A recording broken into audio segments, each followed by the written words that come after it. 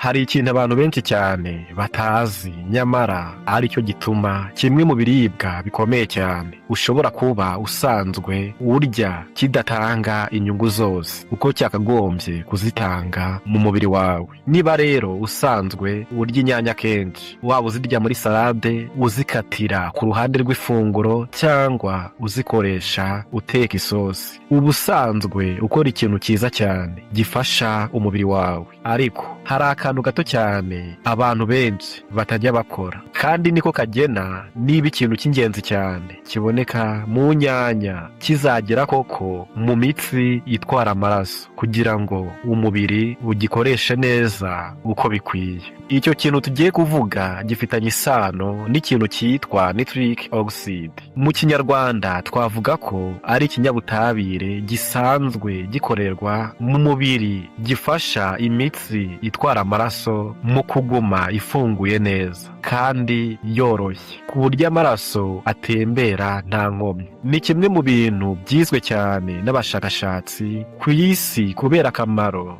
gifitiye umutima n'imitsi y'amaraso. Ni nacyo gifasha abantu kumva bafite imbaraga, batekereza neza kandi umubiri ugakora neza buri munsi. Murakaza neza rero kuri iyi cano yacu. Impamvu y'iyi cano ni imwe gusa, ni ukubagezaho ubushakashatsi nyabwo bwakozwe ku biribwa n'ubuzima, tukanabasobanurira mu magambo yoroshye buri wese ashobora kumva kandi agashyira mu bikorwa ibyo tuvuga mu buzima bwa buri munsi. Ntabwo tugamije gutera abantu ubwoba, ntituvuga ibitangaza bidafite gihamya, kandi ntitugamije kugurisha ibicuruzwa. Icyo dukora ni ukubabwira iby'ubushakashatsi bwagaragaje n'uburyo mwabikoresha mu buzima bwanyu guhera uyu munsi. Niba rero uri kureba ino video, ndagusaba ubane natwe kugeza ku musozo, kubera ko uramenya uburyo bumwe bworoshye cyane bwo guhuza inyanya n'ikindi kintu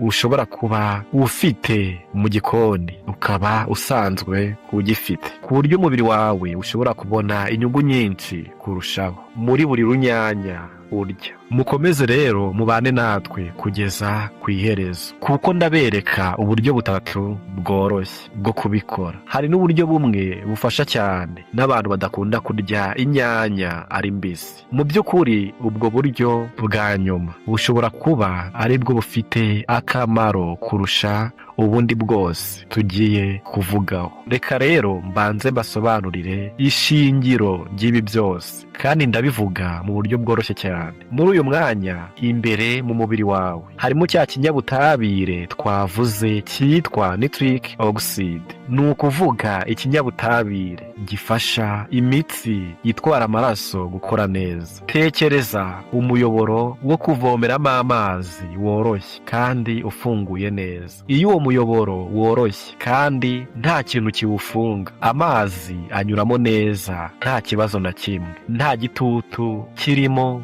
nta hantu amazi afatirwa, kandi aho ugomba kugera hose akahagera neza. Uko niko bimeze ku mitsi itwara amaraso mu mubiri wawe. Iyo rero nitric oxide ihagije, ifasha iyo mitsi kuguma yoroshye kandi ifunguye neza. Ibyo bituma amaraso agenda neza mu mubiri. Umwuka mwiza wa oxygen ni ukuvuga umwuka umubiri ukenera kugira ngo utange imbaraga ukagera aho ugomba kugera. Intungamubiri zose ziva mu biryo zigera mu bwonko, mu mitsi, mu ngingo zitandukanye z'umubiri no mu mutima nta nkomyi. Ibyo bituma umutima utagomba gukora cyane usunika amaraso mu miyoboro yafunze cyangwa yakomeye.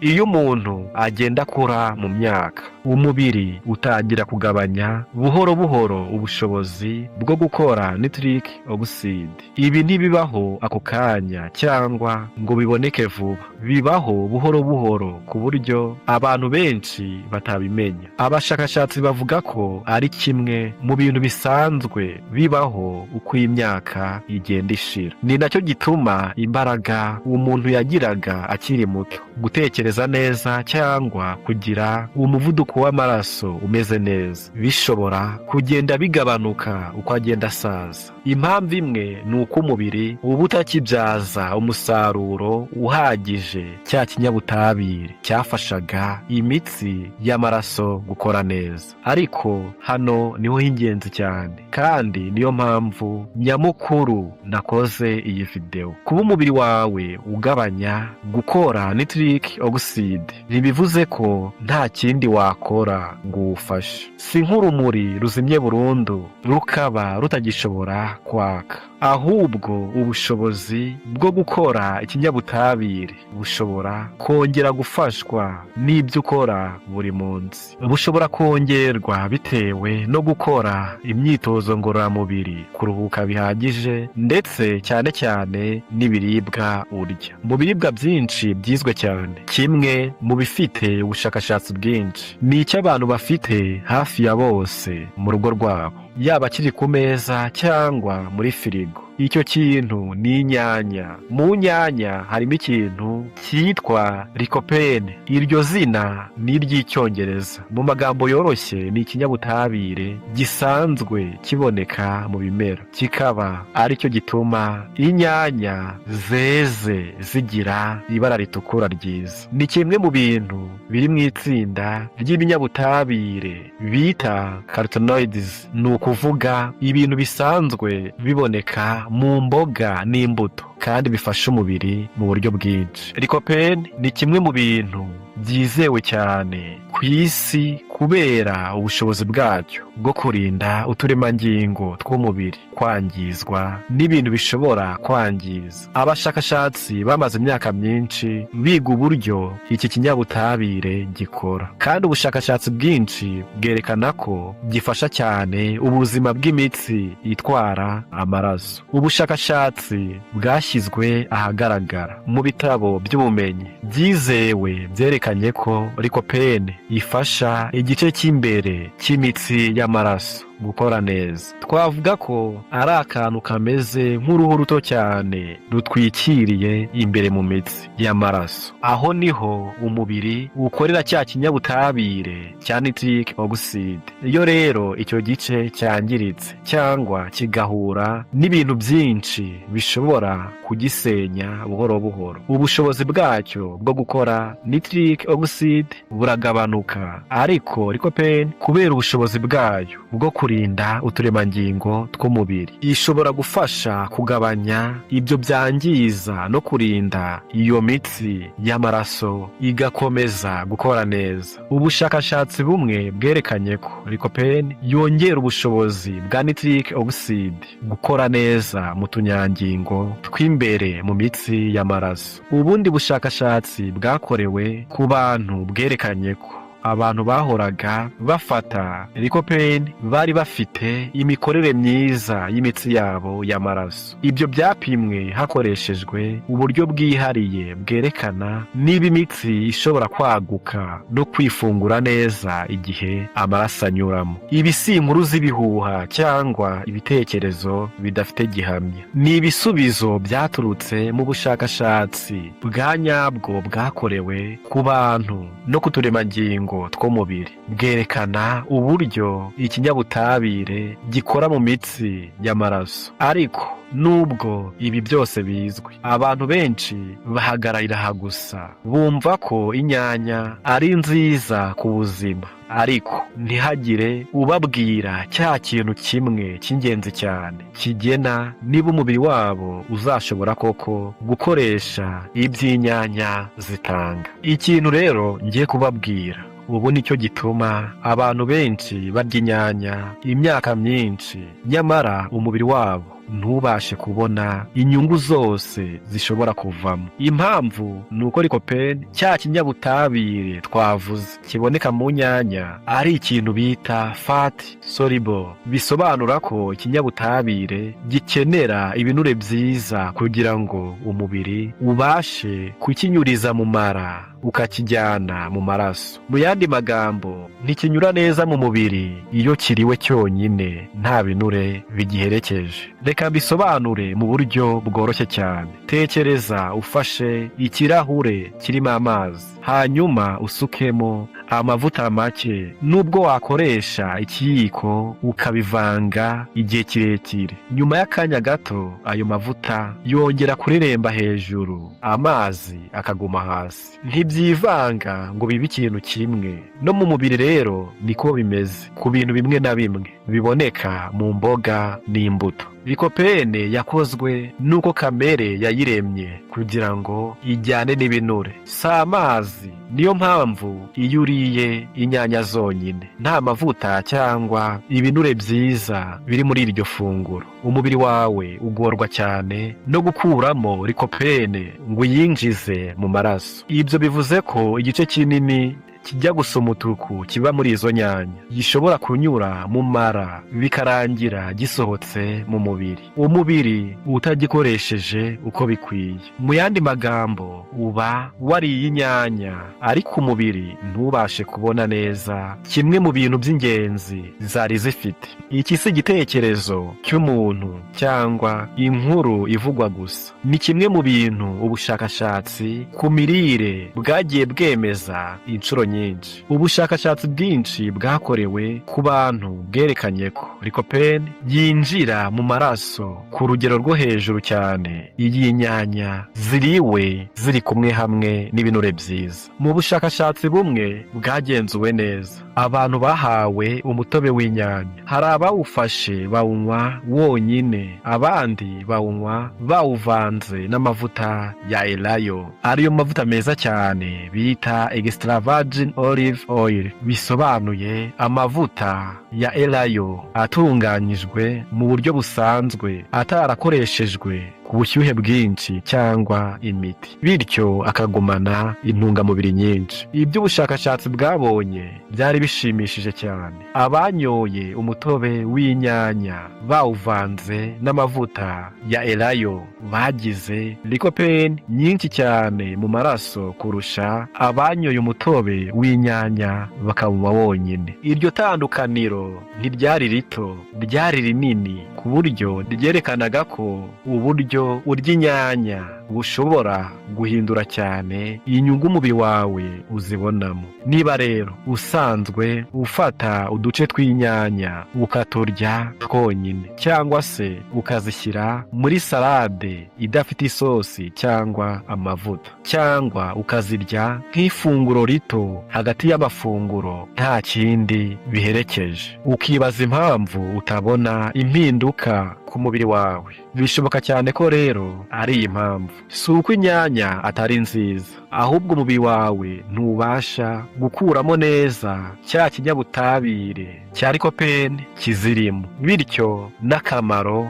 gafite isano no gufasha imitsi y'amaraso gukora neza no gufasha nitric oxide gukora akazi kayo kakaba katagera neza ku rwego rwa nyarwo. Ariko inkuru nziza ni uko gukosora kino kibazo byoroshye cyane, nta mafaranga menshi bisaba, nta nyongera z'ibiribwa ugomba kugura, nta miti mishya ukeneye. Icyo usabwa ni uguhindura akantu gato ku buryo usanzwe urya inyanya. Icyo usabwa gukora ni ukuzihuza n'isoko y'ibinure byiza. Mu bintu byiza cyane kandi byagaragaje umusaruro mwiza harimo n'amavuta ya elayo meza cyane yitwa extra virgin olive oil. Reka mbabwire ibiba mu mubiri iyo uhujije ibi bintu byombi. Iyo yano mavuta ari mu ifunguro rimwe n'inyanya, afasha gukora ku buryo bwo gutwara likopene, kuyikura mu mara buyerekeza aho igomba kujya. Bitekereze nk'aho ari nk'imodoka zoherejwe gutwara umuntu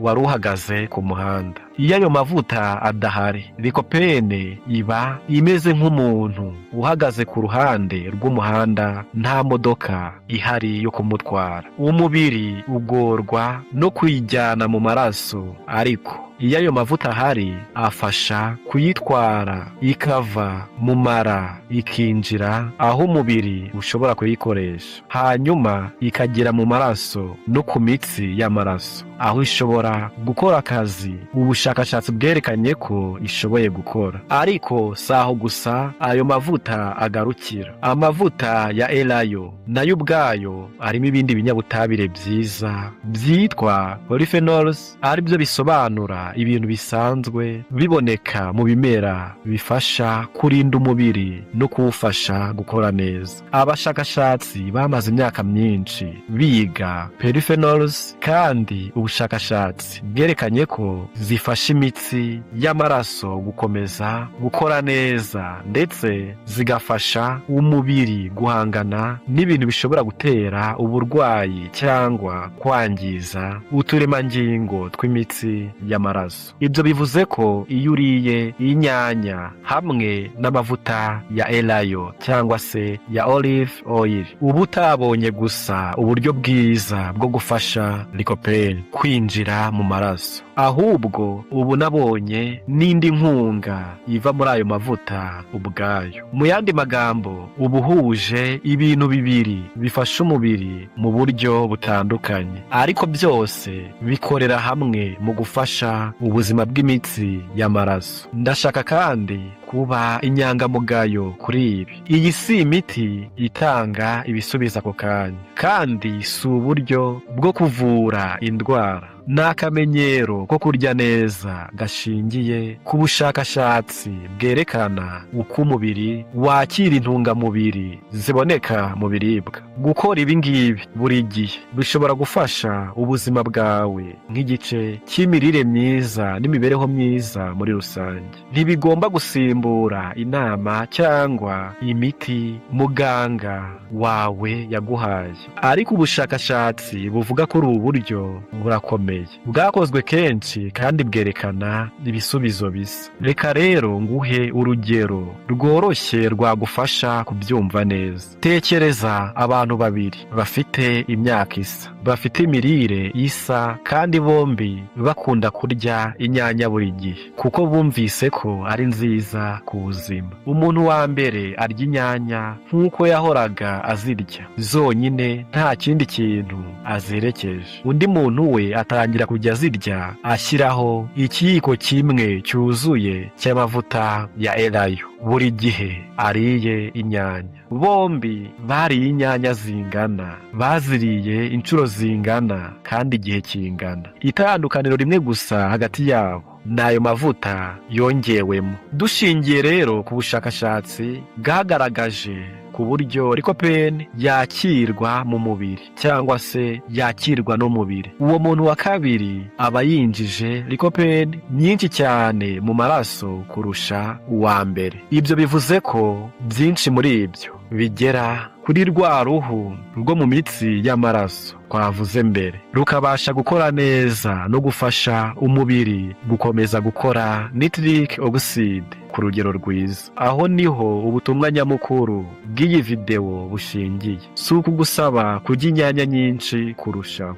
ahubwo ni ukukwereka uburyo watuma inyanya usanzwe urya zitanga umusaruro mu buzima bwawe, cyangwa se umusaruro nyawo mu mubiri wawe. Reka noneho nkwereke uburyo butatu bworoshye cyane ushobora gutangira gukoresha uhereye uyu munsi. Nta bintu bidasanzwe bisabwa, nta bikoresho bihenze ukeneye, kandi nta buryo bugoye bwo guteka. Icyo ukeneye ni ibiribwa bisanzwe ushobora kuba ufite mu rugo, ukabikoresha mu buryo bwiza kurushaho. Uburyo bwa mbere nibwo bworoshye cyane, kandi nibwo nakugira inama yo gutangiriraho. Fata inyanya ebyiri cyangwa eshatu zeze neza. Ushobora gukoresha izifite ibara ritukura cyane cyangwa izo usanzwe ubona ku isoko. Zikatemo uduce duto duto cyangwa uzishyire muri salade cyangwa ku ruhande rw'ifunguro. Nyuma y'ibyo fata ikiyiko kimwe cyuzuye amavuta ya elayo cyangwa se ya olive oil, ni ukuvuga ya mavuta ya elayo y'umwimerere meza cyane atunganijwe mu buryo busanzwe. Uyasuke hejuru y'izo nyanya.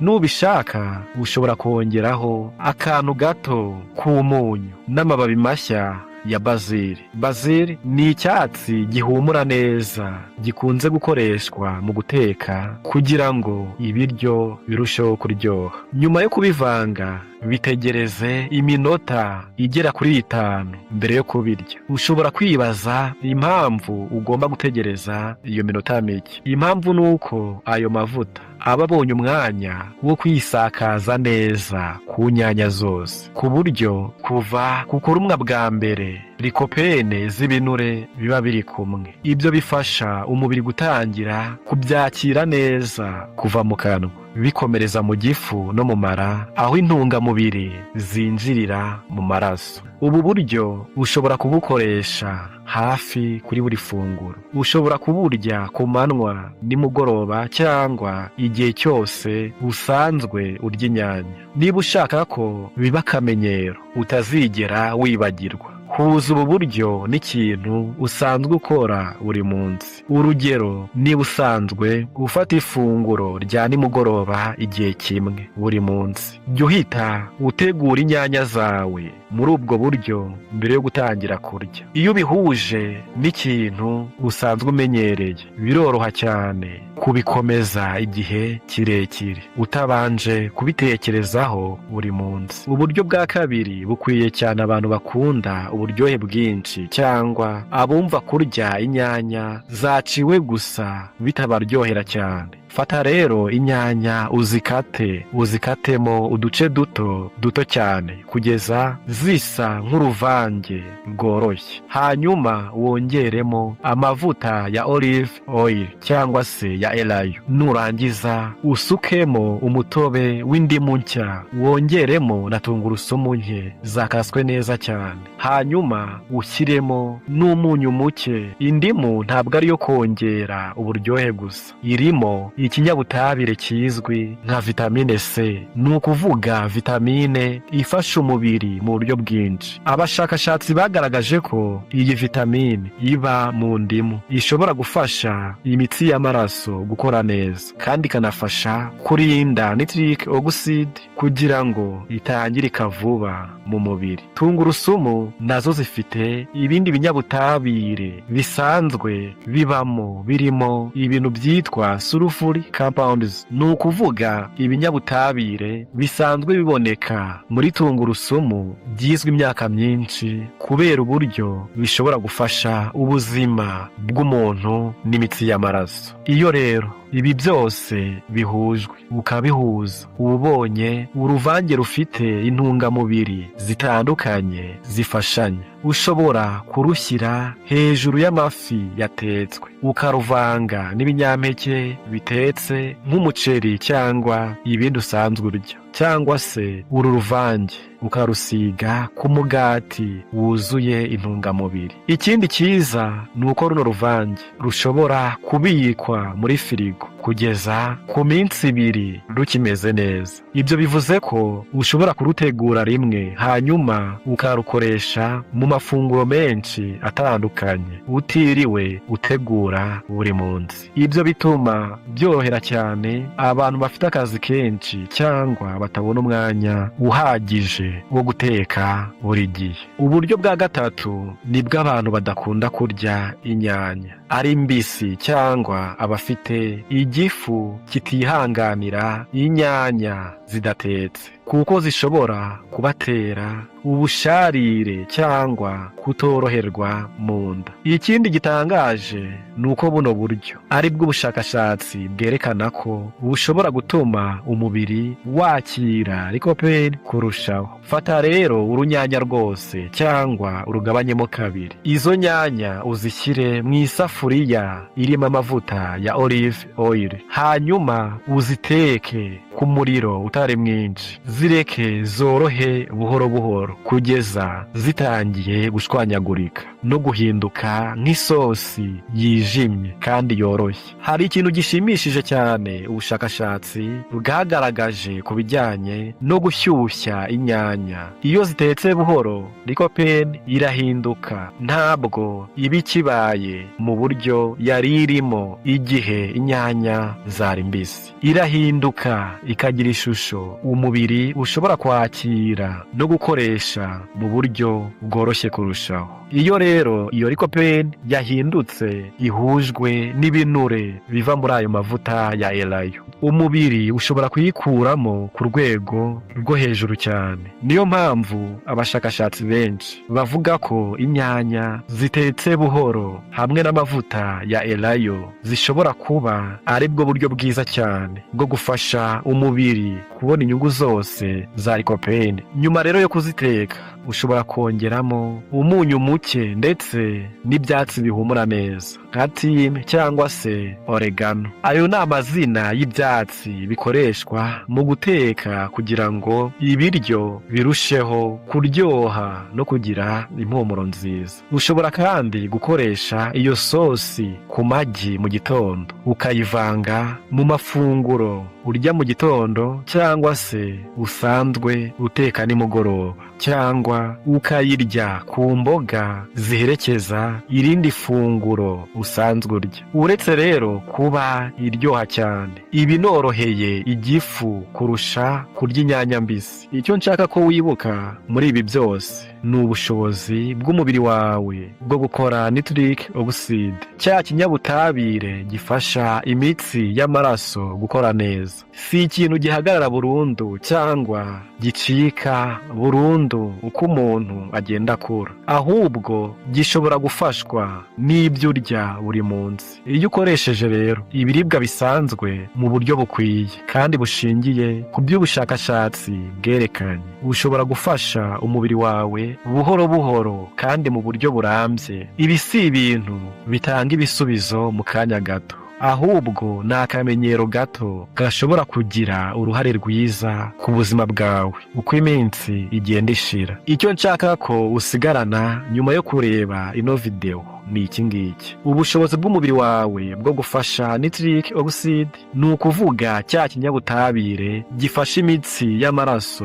gukomeza gukora neza. Ntibugenwa gusa n'imyaka cyangwa n'uko umuntu agenda asaza, si ikintu kigenda kigabanuka ku buryo nta kindi wakora ngo ugifashe, ahubwo ubushakashatsi bwerekana ko umubiri usubiza neza ku byo uwuha buri munsi. Iyo uha umubiri ibiribwa byiza kandi ukabirya mu buryo bukwiye, uba uwuhaye amahirwe yo gukora neza kurushaho. Mu by'ukuri ibiribwa bisanzwe dufite mu rugo rwacu cyangwa se mu ngo zacu, iyo tubikoresheje neza kandi tugakurikiza uburyo umubiri ubyakira, bishobora kugira uruhare rwiza ku buzima bwacu buhoro buhoro. Ntibiba ibintu biboneka ako kanya, ahubwo ni impinduka ziza buhoro buhoro ariko zikagira akamaro gakomeye mu buzima bwa buri munsi. Iyi video ntigamije gutera ubwoba cyangwa kukwereka ko hari ikintu gikomeye kibura mu buzima bwawe. Nta nyongera z'ibiribwa nagusabye kugura, nta miti nagusabye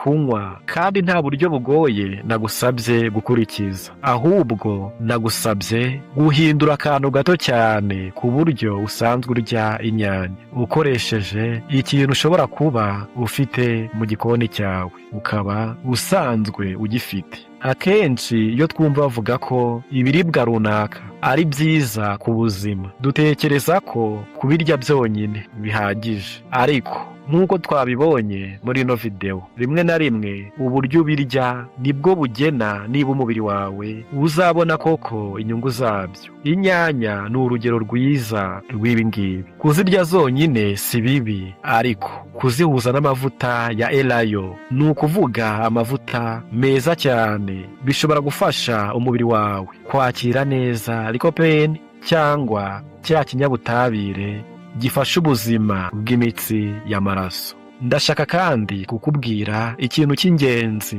mbere y'uko dusoza. Ibyo navuze muri iyi video byose bishingiye ku bushakashatsi bugezweho bwerekana uko umubiri wakira lycopene ndetse n'uburyo iki kinyabutabire gifitanye isano n'ubuzima bw'imitsi y'amaraso n'igice cyayo cy'imbere cyitwa endothelium, ni ukuvuga rwa ruhu ruto cyane rutwikiriye imbere mu mitsi y'amaraso kandi rukorerwamo nitric oxide. Ariko ibi byose bigamije gutanga ubumenyi rusange gusa, si inama yo kwivuza kandi si umuti uvura indwara. Niba rero ufite uburwayi bw'umutima, uburwayi bw'imitsi y'amaraso, umuvuduko ukabije w'amaraso, cyangwa ufite imiti wandikiwe na muganga, ni byiza kubanza kuganira na muganga wawe mbere yo kugira impinduka zikomeye mu mirire yawe. Ni nako bimeze niba ufite ubundi burwayi ubwo ari bwo bwose, cyangwa hari impamvu zidasanzwe zirebana n'ubuzima bwawe. Buri muntu agira umubiri utandukanye n'uwundi. Icyagirira umumaro undi muntu gishobora kutagira ingaruka zimwe ku wundi. Niyo mpamvu ari byiza gufata amakuru nk'aya nk'ubumenyi bufasha gufata ibyemezo byiza, ariko ugakomeza gukurikiza inama z'abaganga n'abandi bahanga mu by'ubuzima. Niba rero hari ikintu gishya wungukiye muri iyi video, cyangwa hari icyo uyu munsi ugiye gutangira gukora mu buryo butandukanye, ndagusaba gukanda like kuri iyi video. Ibyo ngibyo bifata amasegonda make cyane, ariko bifasha cyane kugira ngo iyi video igere no ku bandi bantu bashobora kuyungukiramo. Niba rero ari ubwa mbere ubanye natwe kuri iyi channel, ndagusaba gukanda subscribe kugira ngo utazacikana n'izindi video nzajya mbagezaho. Buri munsi mbagezaho amakuru ashingiye ku bushakashatsi nyabwo, mbasobanurira mu buryo bworoshye kandi ushobora guhita ushyira mu bikorwa mu buzima bwawe bwa buri munsi. Kandi ikindi, nifuza kumenya igitekerezo cyawe. Andika aho ngaho rero muri comment, mbwira niba ugiye kugerageza guhuza inyanya n'amavuta ya elayo cyangwa se ya olive oil uhereye uyu munsi. Niba kandi usanzwe urya inyanya, mbwira uburyo ukunda kuzirya. Buri gihe mba nsoma ibitekerezo byose mwandika, kandi ibyo munsangiza nibyo bikunda kumpa ibitekerezo by'ibyo nzabagezaho mu zindi video zikurikira. Murakoze cyane rero kuba mwafashe umwanya wo kureba iyi video mukabana nanjye kugeza aka kanya. Nishimiye cyane ko mwabanye nanjye uyu munsi. Tuzongere rero guhura mu yindi video iri imbere. Murabeho kandi mukomeze kwita ku buzima bwanyu buri munsi. Nk'ibisanzwe mukaba mwari kumwe nanjye Hirwa Olivier. Imana ikomeze ibane natwe.